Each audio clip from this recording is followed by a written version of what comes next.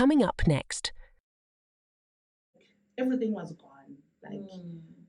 Everything I think within self that I knew about self, if I'm going to make it was gone. That's why when I made a decision to study at the time, that was me starting to pick myself up when I was going to 10, 40, 5. So it did took a knock of my life for because I stayed in that shell. Yeah. And I take it back to if I didn't resign at the time, if I didn't move at the time. Yeah. So for me, in leading yourself, stay on top of the things you say, you think. Yes, people will say manifestation, guys, in positive ways. Yeah. But also in those small places or those small terms that are negative, but we've made them positive. In being aware, in being always teaching this, it means I can never, not that I can never, I must be responsible to never drop a time to help or teach somebody to just think and do that. Sure. That kind of thing. Yes. So at home, from whatever age, I think she was 8 or 10. Now, even mom, this vagina, this is easy. And now it's easy to, because when they use the other names, it's like, because, but when they call it what it is, it's normal, it's a nose. If it's a nose, then it makes it easy to have conversations with young kids, young women, males. So for me, gender doesn't really matter. Every time it doesn't matter, gender. The only thing that I'm strong on, I can say African person, African woman, but I don't have gender in terms of, it really doesn't matter. Roles for me, it doesn't matter. You're a human being, do what's right. If you can clean, you have hands, whatever gender, do what you need to do. Yes. That's okay. Even in like roles in places and all that, your gender must not be. But as an African person, then what I intentionally do is I'll tell you, I buy black. Okay. Intentionally, I will buy black. If I have the choice between all the races and all that, I'll choose black. Okay. Why such a strong? Because of the whole apartheid era system and all that, to say being responsible and being a leader, it means you need to always be able to empower those who are disempowered. Yes. So when I make it easy as I buy black, it's part of, instead of me, I'm empowering black African males. No, I just buy black. Yes. It's my beautiful choice because I am African and black first. Yes. Okay. No, that makes sense. And from what you've been sharing throughout this conversation, I see how everything is just thought through, right? Starting with the names of your kids, the chopping of onions that has layers, the word, dissecting what exactly it means. Yeah. And then there's your core inside there. Yeah, and then there's a core, So it's, for me, like, it just makes me wonder, how people actually do this without thinking it through. We spoke about the statement that, I'm taking up space. And I think before this podcast, some people haven't thought it through, to say, what are we literally saying? Because there are so many things that are nice to say. Yeah. And it sounds, hashtag, but when you go into the depth of it and what it really means to you, then you find that it's not really a positive thing. Yeah. And what can you advise this upcoming generation that is, sitting there watching this podcast, for them to be aware of as they are growing up, so that they can discover themselves, lead themselves, and obviously become leaders in their own lives. Hard one to say how I can advise them, because the world, the information is out there, and social media, we are competing. There's so much thrown, to the youth, and they have so many opportunities to choose from. They have so many people to look up to, good or bad. There is a lot.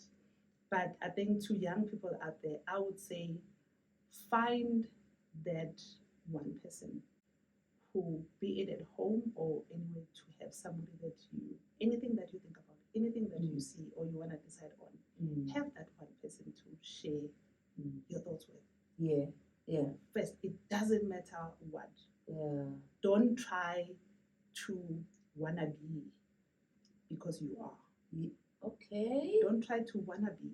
Okay. You will be whatever you will be, but at the moment for you to become or be, you are. Wow, that's powerful. So go to who you are. Yeah. At that time, at that moment, and then in the be, find somebody to just always bounce your thinking. Sure. In your peers, family, cousin. Then if you're in a working space, find that comfortable person. Yeah. And yes, we not in a bad way, but with professional development and all that, we just throw, get a mentor, get a coach, get a what, So if they can use those terms to say everybody that you bounce your ideas and all that, yes, know that is you developing yourself when you have that somebody. That's why I'm saying I'm not going to say get a coach, because you can't tell somebody primary and high school to get a coach. Yeah. Find that somebody that you're comfortable. By the time you start understanding, having those relationships, those people that you talk to, then you intentionally can go into being mentored, being coached. Yes. Because now it's natural to always have a board of directors of your life. Yeah. When you want to think health, you have somebody to talk to. When you have a relationship, you have somebody to talk to. Then it becomes normal. It's not the thing that you dial when you have made it to say, everybody must have a coach. Everybody must have a mentor. Yeah, I mean, it's not practical. Because then you start thinking, now, I must call, here I must pay, here I must pay. But if it becomes part of your natural process as a young person to have that somebody. Yes. Find that comfortable somebody to talk to about anything and everything. If it means there are 5, let them be 5. Yes. I go to so and so for this. Yeah. Then it becomes easy to live in your state of life. Yeah. That's a long advice, but I'm sure they appreciate it. Yeah. Just do you where you are and find that somebody. Yeah. Yeah. And also to try and understand, like, when you get knowledge, yes, on social media there's just a lot of knowledge, but you need to dissect it and understand what everything really means for you. Because for yourself. We can take it to religious spaces. Yeah. Because how many preachers preach the Bible and all that? How many people understand it the same way? Thank you. Yeah. Let's leave it there. Yeah. So it doesn't mean that if you are getting a rule from church, it's biblical. Yeah. You need to understand where it comes from so that you can apply it with understanding. Yeah. And to self. Because you're unique. Yes. You have your ID and you are unique. So it doesn't matter what information and how it's laid out. Yeah. But it must be then practically be unique to you to use. Yes. And you need to be an individual. And I think, one of the challenges that I believe has been embedded in us is that we take life as a group assignment. When something seems to be appealing to the majority or to a group, you go there, And I don't know how then we can encourage people to say, even in those groups, at school, wherever, you need to find out who you really are and how you fit into those groups. Yeah, he just reminded me of, I had a conversation with my daughter, podcast, and I was asking her, talking about, I think it was not podcast, it was podcast and radio.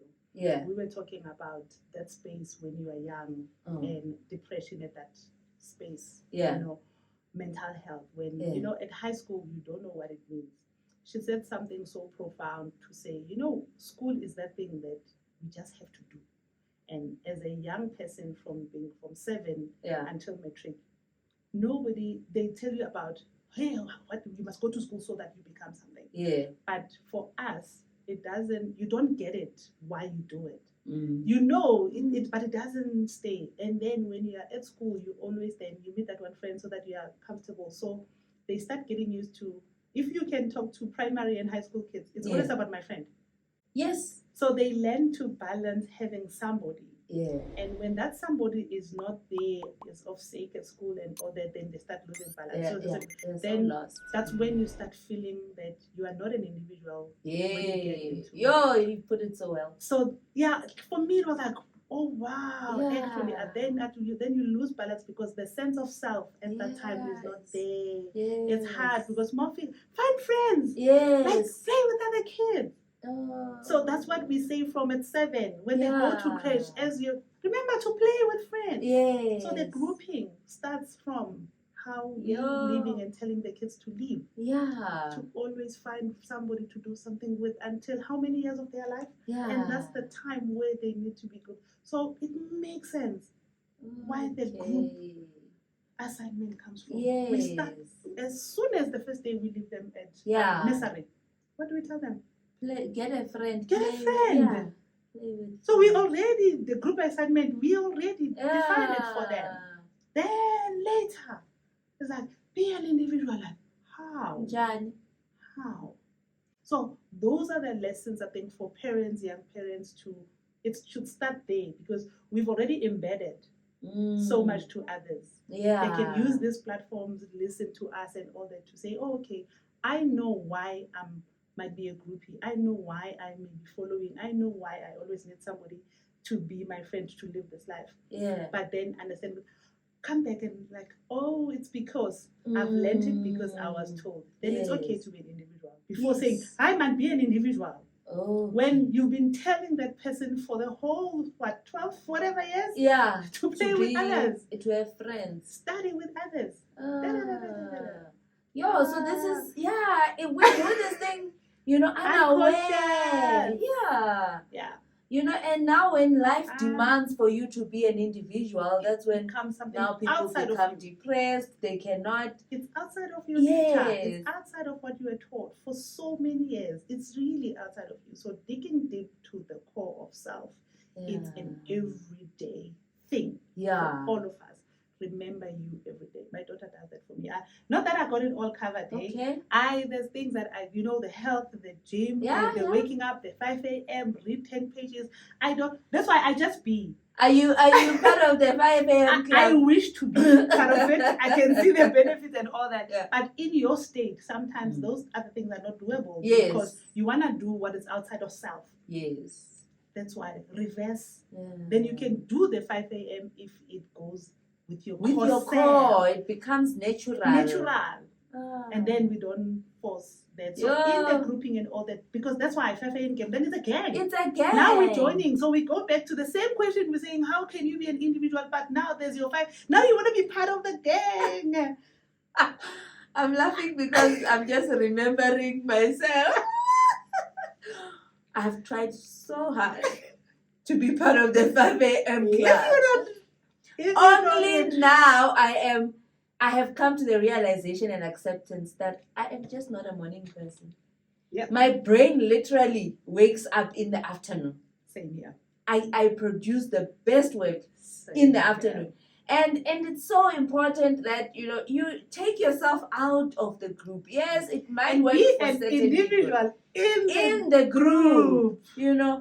So I think we need to work on our strengths, not look at what other people are doing and say, oh, I want to adopt that. They say it's working. I always laugh about this thing when we're talking about prayer. There are people on social media who say, try this midnight prayer. It is powerful. I know that midnight prayer was not meant for you. It was not meant for everyone. 12. You're like, you'll end up saying things that are not legal in those prayers. God, I love you. It feels good to sleep right now. There's someone who said, I caught myself saying, God, I forgive you. And then I knew I need to. You see? God, I forgive you. You see? Yeah. So you need to know that there are things that are meant for certain people. And for that person who's waking up midnight, it's probably because the calling or the purpose that they have, which they know between them and God, it requires them to be awake at that time and pray. You don't just go and copy and paste the things that you had next door if you don't know you, if you don't know you will never know what to do. No, you'll never know. You try everything. It's costly because you're gonna try everything to fit in. If they say there's this event on Saturday, even if you don't have money, you will make sure you are at that event. Yeah. Is it attached to your purpose and calling? Not necessarily. Yeah. You know, so but if you're an individual, regardless of whether all your 10 friends are going there, you are able to say, no, not this time. Yeah. You know, I will catch it next time. Yeah. You know, so that really brings the power back and control back to you. Lead? Yes, yourself. Self-leadership. Yeah. You know. So wow, I'm really learning. So when it comes to, I know we touched on the 5 a.m. class, and in this podcast, I am also trying to figure out if I am the problem. Am I the drama? You know? Are you the drama? Is 5 a.m. club working for you? So I want to know your morning routine. How is your morning routine? Okay. Honest. I'm just gonna be brutal honest. Yeah. I don't have any routine that is working. Okay. None whatsoever. Yeah. My system is I just go a day before just to know what needs to happen tomorrow. Yeah. If I have an early morning, then I'll do an early morning. I'll be early. Okay. If I don't have an early morning activity and all that, I don't. If I have to wake up, take my child wherever at 4, at 5, I wake up. Yes. The core things I think that I can say I've learned is to always know what's next or where I need to be. Yes. And be centered in the knowing. Yes. So I don't have a proper morning routine to say I can do it. Yeah. If your friend says, tomorrow let's wake up and so walk up. If I'm like, okay, I haven't sit down, we can use the time to get up, I do it. So it's for me, I let me not even say I wish. I don't know. I think I've tried. I don't have a routine because lucky with the family that I have and with my partner. Yeah. He's the one responsible to take the kids to school. Oh, nice. And so like you see the whole parent thing that I've never even done well. So taking kids, it was transport. If it was not transport, I've never been a mommy, cab where I need to take the kids. No, even pick up is if I can, if I have, so I don't have any routine other than, okay, I am employed. Yes. What do I need to do? What am I responsible for the day? Yeah. As somebody who's employed somebody, what are my responsibilities? Yes. My day, my routine, everything goes with that. Yeah. As a parent, at home, what am I responsible for in that same one day? Yes. When it comes to, okay, am I available for my kids and all that, and how? Schedule. WhatsApp group, I'm one of those mothers. Hey guys, my plans for the week. I'm my birthday, so I tell my kids everything, timing, everything, so that how do you feel? So it's for me, it's normal to. I need to know what I'm responsible for, so that if said, oh, I have this, then it becomes part of my routine. Yes. Now I know. Oh, okay, home.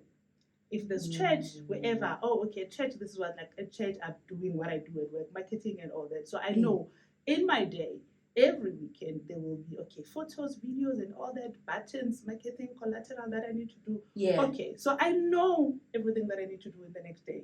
So I always mentally prepare on what that day looks like. My daughter says it well, like, live your day, your everyday as if it's your last. Okay. So my routine is, wherever I'm supposed to be that day, it will form part of my 72 hours or 24 hours of routine. So if it means it goes to the other day, yes, I will make sure that I do whatever needs to be done on that day.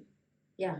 What I can't, what I can't do, I won't do. What I'm not meant to do is another. When I'm not meant to do.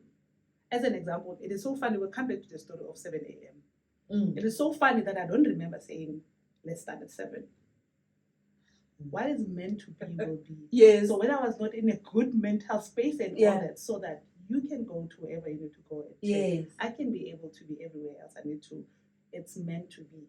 So sometimes you don't even have to plan it. Yes. It's in the plan. Yeah. It even happens. Yes. Without you thinking. So short answer, I don't have. You don't have a morning routine. No morning routine. I have just day routine, life routine. I live. I just live. One day at a time. That's my motto. One day. One day at a time. Yeah. Wow. You'll still be good if you didn't do yoga. You'll still be okay. You'll be fine for that day. But the day you do it and center you, do it. Yes. Yeah. So core, I think, for me, if I would say somebody, not necessarily morning routine, but in your day, which my daughter taught me this. Yeah. In your day, make sure to pour into yourself. First. Yeah. However time you wake up and all that. Yes. Make sure you have that time where you pour to yourself. If it means making sure you have that green tea in the morning as you sit and sip. That's why I love cups so much. And when I do conversations, the first thing I give is a cup. Because when you drink tea, like I ask for coffee, you have that moment. So it could be simple things like that. Okay. Pour into yourself. Yes. Have that time to pour into yourself. Yes. Then do everything else. If you've done that, however you're doing it in any routine, then that's a good routine. Thank you for that advice. I know. I'm glad to know that I am not the drama. You're not the drama. I'm not the drama. Pour to self first, because again, back to those terms. Hey, if your cup is empty, you know that. So let it overflow. So pour into yourself. Then it's easy to do anything else. That's why some people seems like they have more hours in the day, but because they gave themselves first. Yes. Yeah. That's so beautiful. And then I know you are working in marketing. What are the leadership challenges that you have come across in your whole journey? It's not specific to any employer. Your whole journey of leadership. I think my challenges have been managing self, not necessarily others, if I may say so. As an example, if you get in an organization where everybody is an expert, everybody know what they know, or they think they are better than the other, and all that. So those challenges, they come every day, to deal with. Yeah. There are practical challenges whereby, let's say, there's an issue at work that you need to deal with. So for me, whether it's somebody else who is challenging me as an individual, whether they think I don't do what I need to do better and all that. So I've met those challenges because of the person that I am, because I don't take up space. Because I don't come out as I know it all. I don't come out as, I always say I don't like the strong. People say, you strong. Guys, I don't even know how to be strong. And that's why I don't even like the Bogoto term. But because of my nature of being calm, my nature of being nice, my nature of I could come across as people pleasing. And then the biggest challenge that I always meet is where people then take advantage or think they take advantage, or people treat me as if I'm not smart enough. Okay. Because I don't challenge opinions. You're not trying to prove anything. For me is, I want to help you. I may not know how I'm helping you. If you want to try and tell me, I'm guzwa, or I don't care what you're saying, this is what I want, I would not challenge that. But I find it is one of the things that challenges me in leading self at work, doing what I need to do, my responsibility to me, to my partners, as a boss and people that I work with, the interns and all that. That is how other humans take your personality and then start treating it differently and not respect your being, even your role, because of the type of person that you are. Okay. For me, it's a big challenge. I don't know how to deal with it. I try not to. I don't fight. I try not to. I don't argue. I don't. But I do stand my ground. Okay. Easily. But it's never with ego. It's never, and that's why I think people will keep on doing the same thing over and over. So I have not got that one right. But what I maintain in everything, in those challenges, is I'll keep on being me. I don't know how to do any other thing other than being me. If, like, I remember when we were doing performance appraisals and all that, and my boss says, Phumzile, you must pick one thing. Pick one thing in that challenging department that you're going to deal with one at a time, so that you must push back and all that. And I'm sitting, I must choose. She was me. Yeah. I go back and because I really don't know how to deal with those. I don't know how to deal with other people. Yeah. Because they are not me.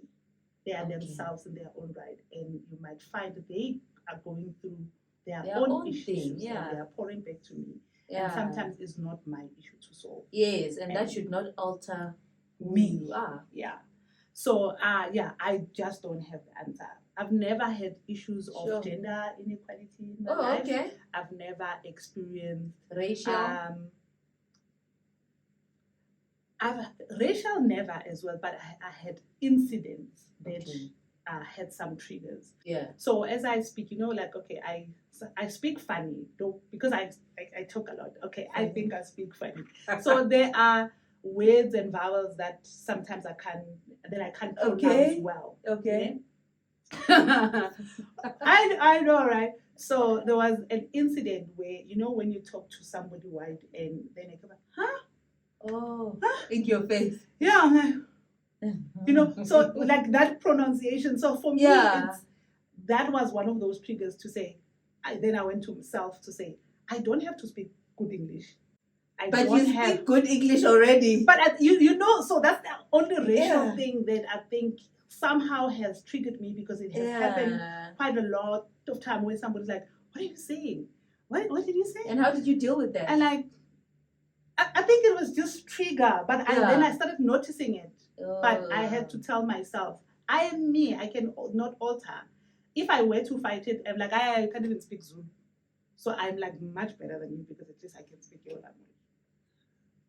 Like when I just get aggro, I'm like, I'm better. They can't even speak. I speak. Yeah, that's true. Like, can you imagine that we try every day we speak their language? So who's doing well in this language? Who is smart now? Who's doing better in this language? Yeah, this girl. Sure. So I think it's me managing me and my thoughts, not the other person. Yes. And the you people. I think in the racial, the you people. Yeah. I get that a lot, and I know sometimes it triggers. Hence, when you come to blackness and African, whether religion or what, I fight for being black first.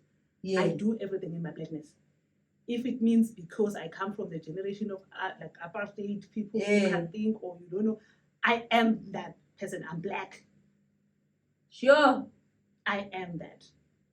Yeah, no, that. And that's it. So that's all I do. Manage self, lead self. So I can, So does the black thing is coming out very strongly. Does it not affect the relationship that you have with other races? Like predominantly where I work, there's a lot of African people more than the other races. Yes. So there are very few, they are a minority, so I hardly see them. And in many spaces, I do have one white friend, though we don't do things together like every day and all that. She follows me, podcast and all that. When she sees 11:11, so I do have beautiful relationship with white people, but I don't have an everyday. Yes. So I don't have a lot. I'm not exposed to a whole lot of white people. Yeah. And then I have an Indian friend that I call my wife because she was the only Indian in the team with all black people and one white person. Yeah. So we became so close because we embraced each other and we say we're gonna be wives to each other so that we take care of each other. Yeah. And I've learned so much from her being Indian, grounded, family. Like you know how Indians are. It's family first. Family first. The cooking and all that. But what we were trading off, I had to teach her. But where's you? You must always run to cook and all that because I don't do that. Even groceries, I don't even know how to do groceries. Wow. I don't do Who groceries. does that? My partner does. Wow. I can't calculate to save my life or check what this shop and this shop charges. I don't. If it's a brand, it's a brand. If that's what's been eaten, that's me. So he does that better than me. Yeah. And I don't for me that's why gender and race and all that, for me they kind of don't exist. Yeah. I don't know how to shop.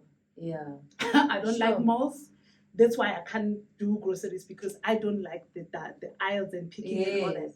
Really frustrates the hell out of me. Even buying myself clothes, I normally buy from when a friend says that's why I buy black. Yeah. When you come selling something, I buy from you because it's here. Oh. So that's how I've been even exactly buying my clothes, because mall I just get I don't know. You don't like the mall? I don't. Wow.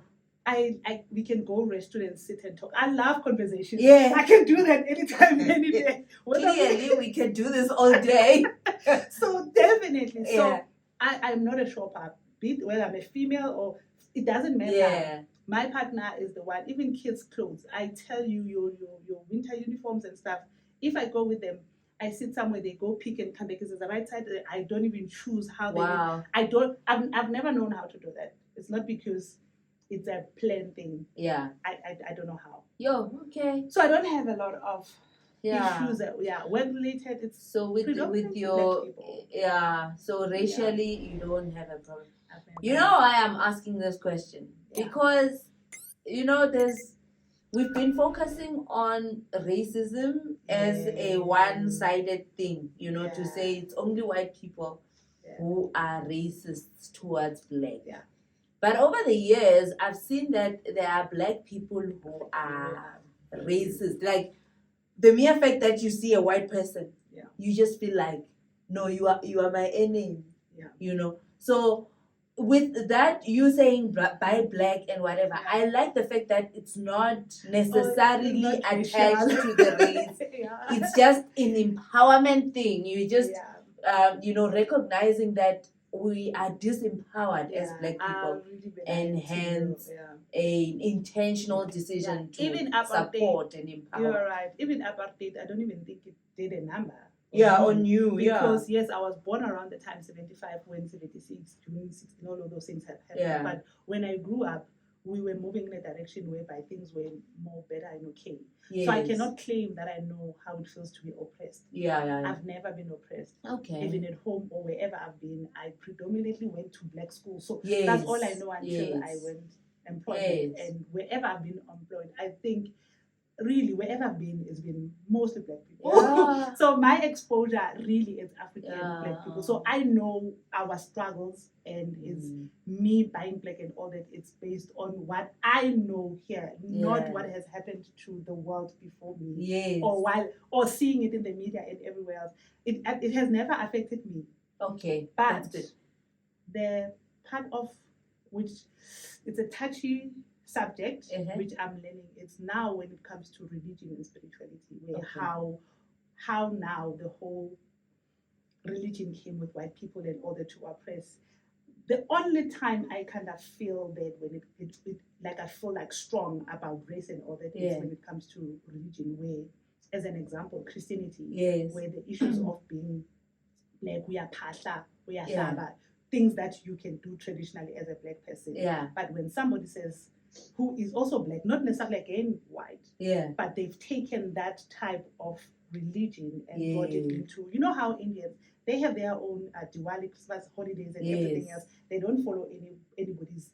So we are using other people's calendar, not our calendar. Yeah. So for me, I think because I grew up in KZN culture and all that, so my African strong points and all that is not because of racially how we were treated. Yeah. No, it's because, guys, I grew up being told, I grew up esigweni eliti. Yeah. So for me, religion must not come back and then not alter per se. Yeah. Maybe understand that that's what I've learned, or that's what I know, and that's what most African people do. Yeah. We will lobola, we will do nyongo and all that. But when you get to the other space, like, no, we don't do that. No, that's where I have maybe a bit of opinion, but I it's not an opinion that I say, Mangiti buy black, do black is because of religion and all that. It's just natural to let's know who we are as African people. I know your struggle easier because that's what I see every day. Yeah. So it means I know you might not have a financial muscle that is so big. So if I choose getting, your services, if I have a company, or rather you than because I know it will mean a lot more. But again, you will understand me better because I can speak my language. Yes. You will explain it to me. No one will be saying, huh? Exactly. You see. Exactly. So for me, it's the easiest. It has nothing to do with with the racial issues. No, that's funny one, eh? So, and I wanted to ask Kuri, if it was a black person who did that to you, would it have the same impact? Have you had black people doing that to you?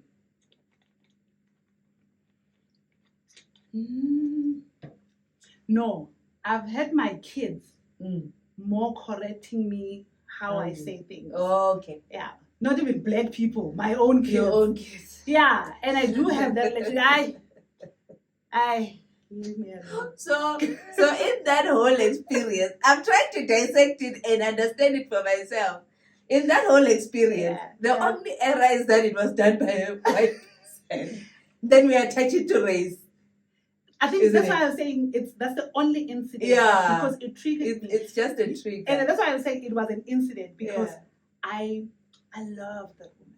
Yeah. I admire her. Yeah. So you know that it was like that girl crush kind of thing. So I don't even know if it was it was done by somebody and I was so angry, and then we get to the event and she could tell that I was so angry. And she was like very short. Yeah. So she wore a jacket and I was cold because in eventing you dress in a certain way and all that, and I was cold.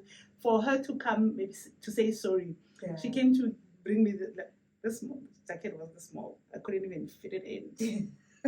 So possibly it was not even racial. I think it's because maybe it was like, hey, like we have a good relationship. Like, why are you like you people? How do you speak like huh? Yeah. So I think I was like triggered. So maybe it's beyond race. Maybe it was also her, and it was an incident. That's why I said I just had an incident. I've never had a racial color because of that person in particular. But because after that, she tried so hard in the whole evening to make sure that I'm okay and I'm fine, because she could tell that I was not okay. She didn't mean to. Yeah. And now I'm like wearing this much. Doesn't even. You have to wear it because now. I'm like, Net is saying sorry. Yeah, so it's definitely not racial.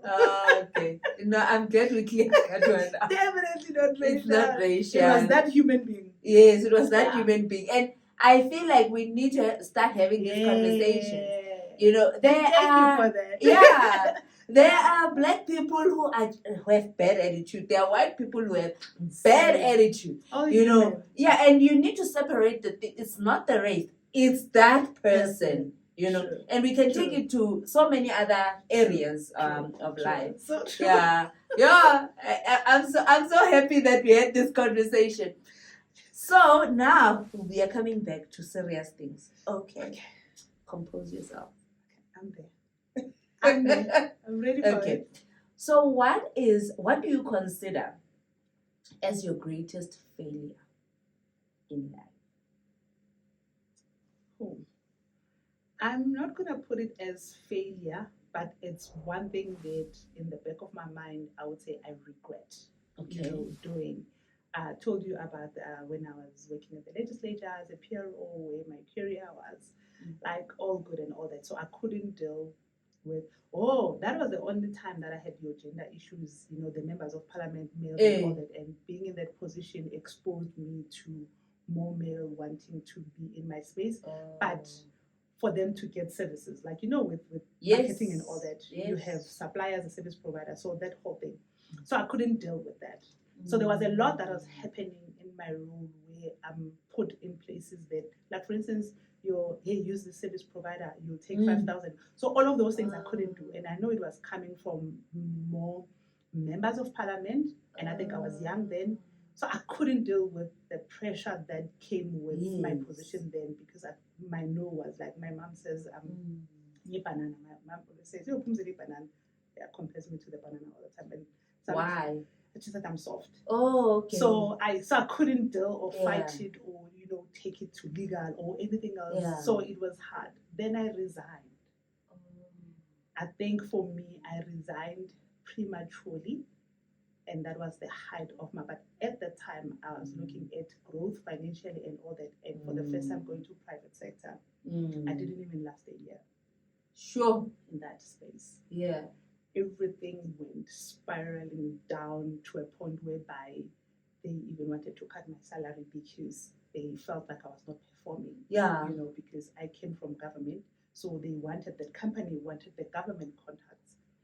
And because in my role, they saw PRO and all that, so you come with contacts. When I get there, I don't have the contacts that they thought I have. Even like then, I remember there was this heated, when they said, we just want Mpazima.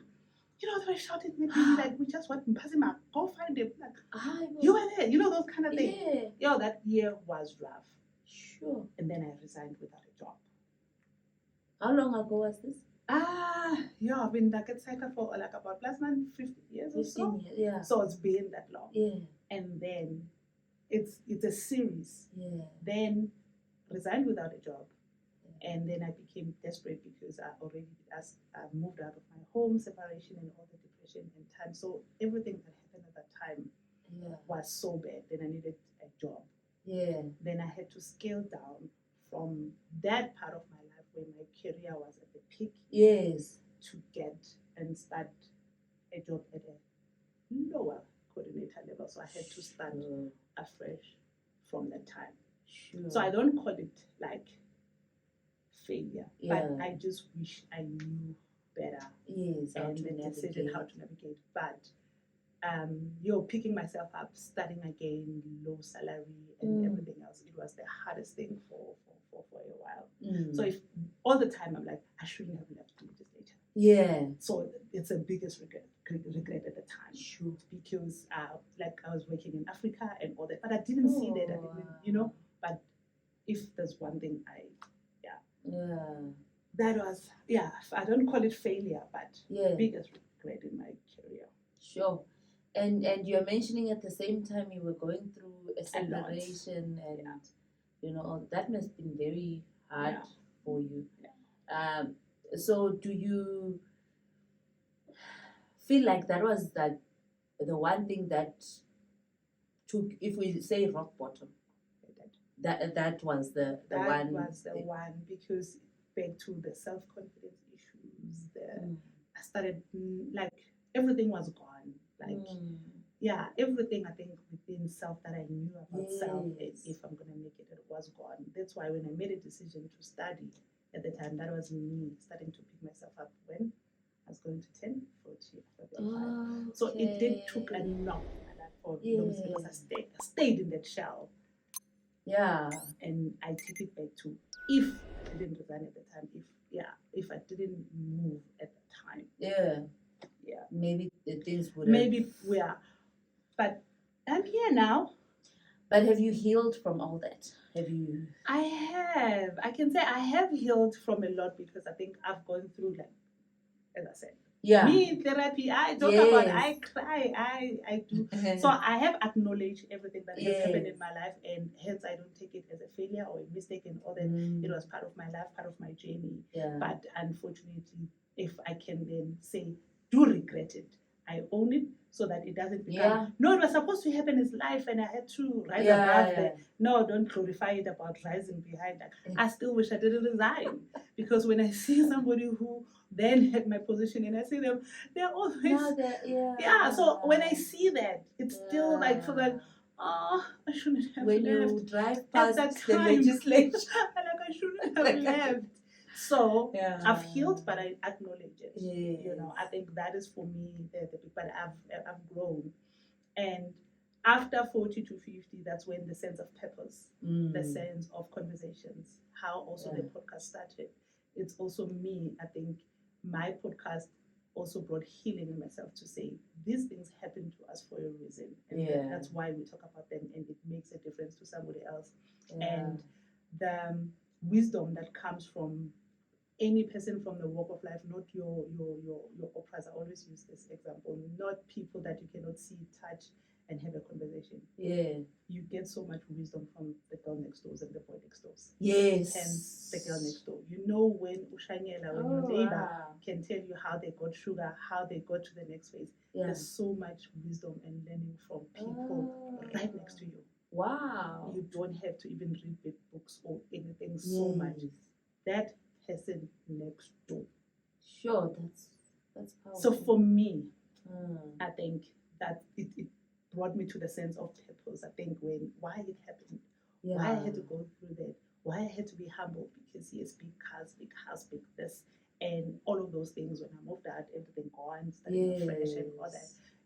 So I've gone through those things, but they've never been attached to I was a failure, or I failed, or I had to rock bottom. I can write a book. This is how I mastered. Yeah, rock bottom.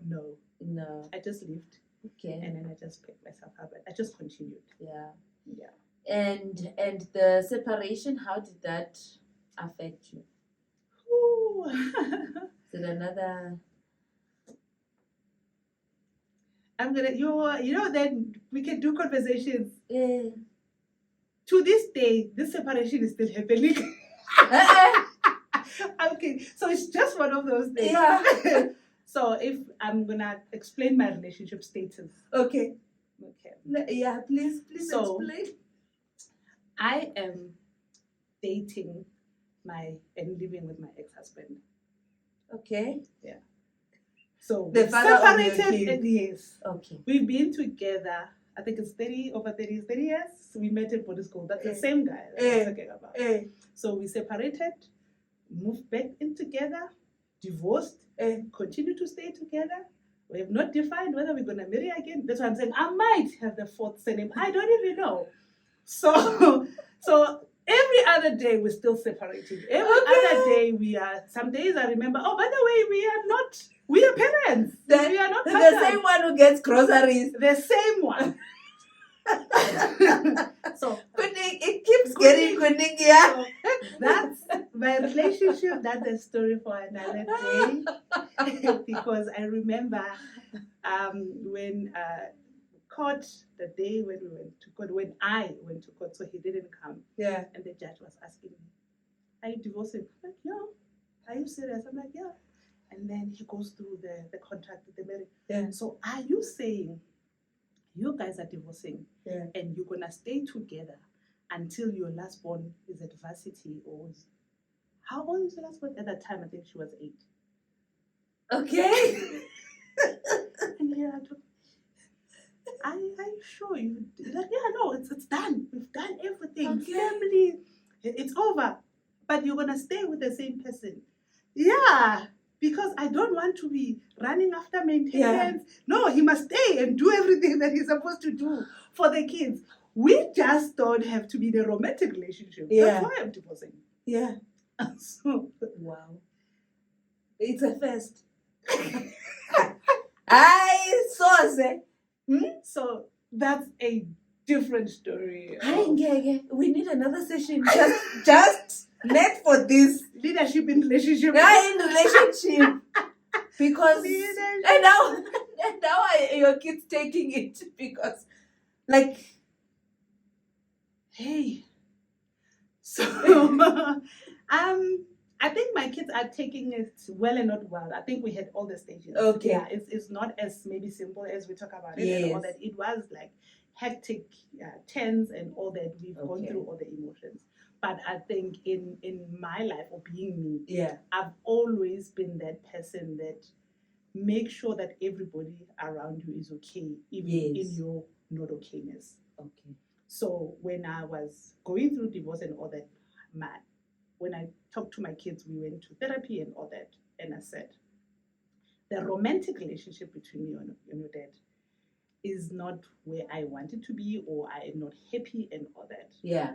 But me parenting with your dad, 100% happy. I have no problems whatsoever. Yeah. But before you, there was us. Yes. So I have this issue of us because you guys can leave us, and if there's no you guys, I don't know what would be the two of us. Yeah. That's why in us divorcing, we still, because we already built this home together and built with you, so we're all gonna be here. Yeah. I'll bring it down to you, Tando, because you are young. Yes. Does mom and dad kissing make a difference to you? Ew. So you don't see it? Yeah. You don't, so it doesn't matter. Yeah. So whether mom and dad are kissing wouldn't matter. But mom and dad are here. Yeah. That's what it is. Sure. This is very interesting, guys. So that's how I did it with my kids, to say, it's the romantic relationship. Yeah. I'm cutting because then all those, then in an adult conversation is, I just wanted to cut off all my expectations of the other person. Yes. Where I couldn't really make them be what maybe you wanted. Yes. Yeah. Or even Yeah, so because I couldn't, I just had to stop. Okay. And I just wanted to relate with them at where they are. So I had to cut off everything that, because we are married, then it means I must expect. No, you're human beings. You are here, you are not here, you do your responsibilities. So because we are married, you must take care of us. Let's take care of us in the family. Yes. That's why he can buy groceries easier, not because he's a husband. It's because I don't do it maybe well enough as Phumzile, not because I'm a wife. Okay. So I had to cut all of those things that then confine us into, then come back the surname, come back the whole you lobolat in or the surname belonging to this and all that, because all of those things are not happening. Cut that. Then there's no need then because we are in this institution. Because we are struggling with even the romantic part of things. So why are we dealing with all the other things that has to? So for me it was cutting all that. If you go out, you come back late, the issue is not because you're my husband, it's because I worry about you as a person. Yes. But if you're happy where you are, I sleep peacefully. Yes. I don't even care. If it means you must find somebody, meet somebody, now you're not responsible to me in terms of romantically saying this is sacred. Yeah. Because we are not married. Okay. Then it cuts out, I don't have to be jealous. You don't have, No. So I cut out almost all of those things. My divorce was, what was it for? Okay. Cut. So it naturally happened, but separation helped me, because when I separated at first, I moved out. Yes. So there was those lesson learned. Issue financially, remember, I resigned, separation, and now I needed to pay rent, I needed kids to school, then this person was not there to help me. Though I think after a few months, he started following me where I was staying, so which didn't matter. So he came back while we were separated. Yeah. He lived with me in that small and left the house. Yeah, no. So in that space, I remember changing my son's school from a good school to a not so good school, and where the drugs and everything happened. Okay. So when I divorced, the biggest lesson was, if I don't have to change anything for my kids and disrupt their life, what can I do? I still want to do this for me. I don't want to stay for my kids. Like, how can I couple, like I told you, everything I do with both, like, how can I balance me and them so that I can always have self? Okay. Then I don't need them to change school. Yes. They don't need to not have their father. Yes. Because mom and dad are not in a romantic relationship. Oh, currently, he doesn't affect me in terms of our romantic life. Yeah. We're living together. Okay. So if I don't have to change, or if I don't have to go pay rent somewhere else when someone is paying bond, why not I stay? If we share for financial reasons. So I took all of, so for me, all of those things, because then maintenance, I'm still gonna want that fight, but I'm gonna fight for it now. Yes.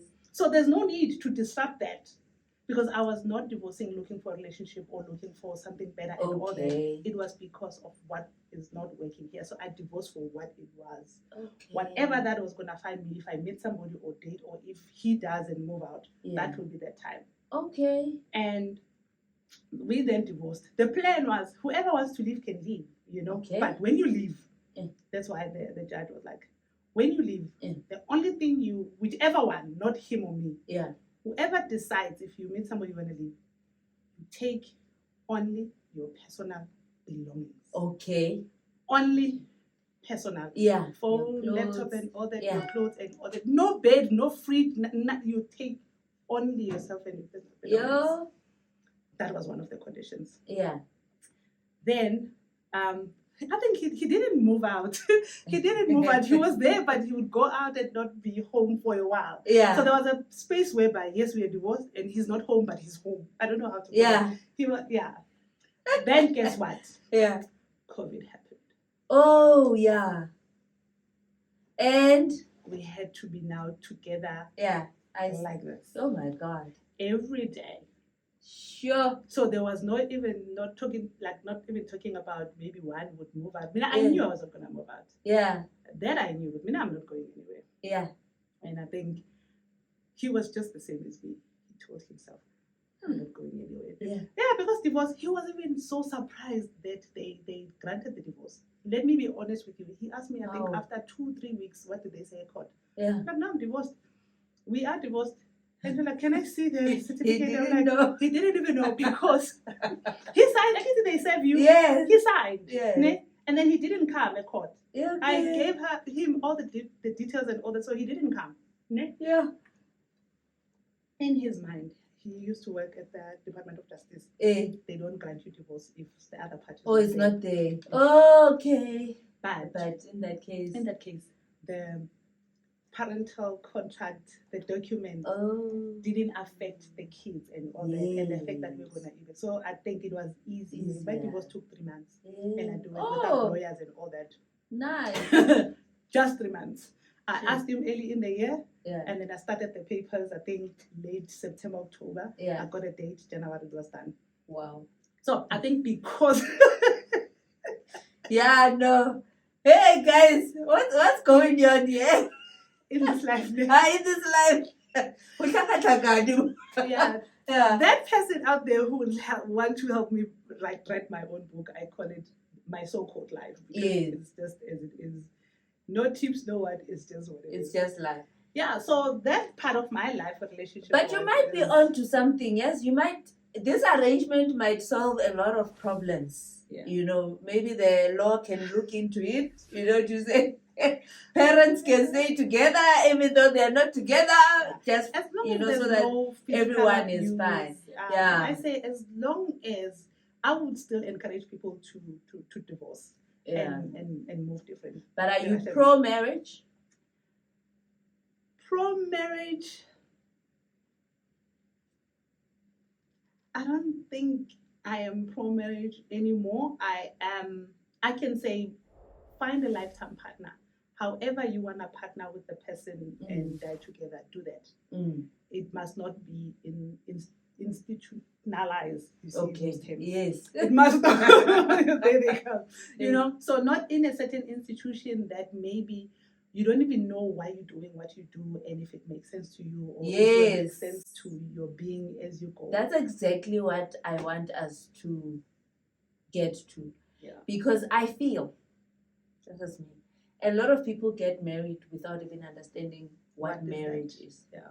The institution, what it is meant for, what they want to achieve by it, what does it entail on a daily basis. You know, people just get shocked now when they are in the marriage after the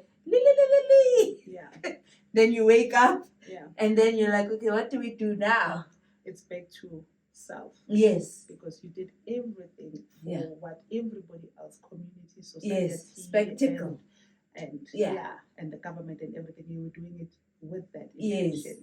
But now you have to live with your choices with the other person that you chose. And it has nothing to do with the paper. Because remember, I think when I got my marriage certificate, I think that was the last time I saw it.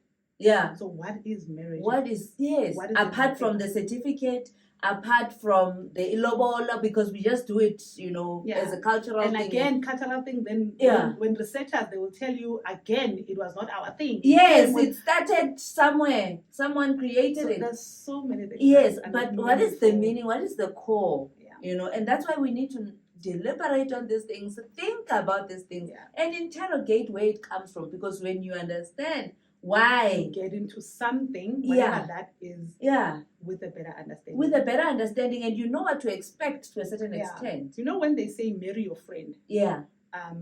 Me and Thames. Marry your friend. Yes. The core for me was understanding friend part. Yeah. But I will still cut marry and say be with your friend. Yes. Yes. Maybe I'm married and then let's cut marry and say be. No, but because marriage is also just a term. It's just a term. So be with a friend, somebody that you can live life with, do things with every day, and every other thing that comes with being with that person beautifully until the end. Yeah. How it comes about. Yeah. Because marriage has always been there even before they formalized the contracts. And you know, all those things with so many things that are also painful and unnecessary, like with women gender when you come to ukodiza, where you find there's other, you know, oppression that comes with all of those things, which was also started by someone. Unnecessary things. So for me, I'm not pro marriage based on that, but there's partnership and all that, and however you define it, go for it. Yeah, it's not the word that is important, it's the substance. In accounting, we have substance Yay! over form. Yes! Hello! Yes, member. Must I take out my files now? Eh? Yes, Yes.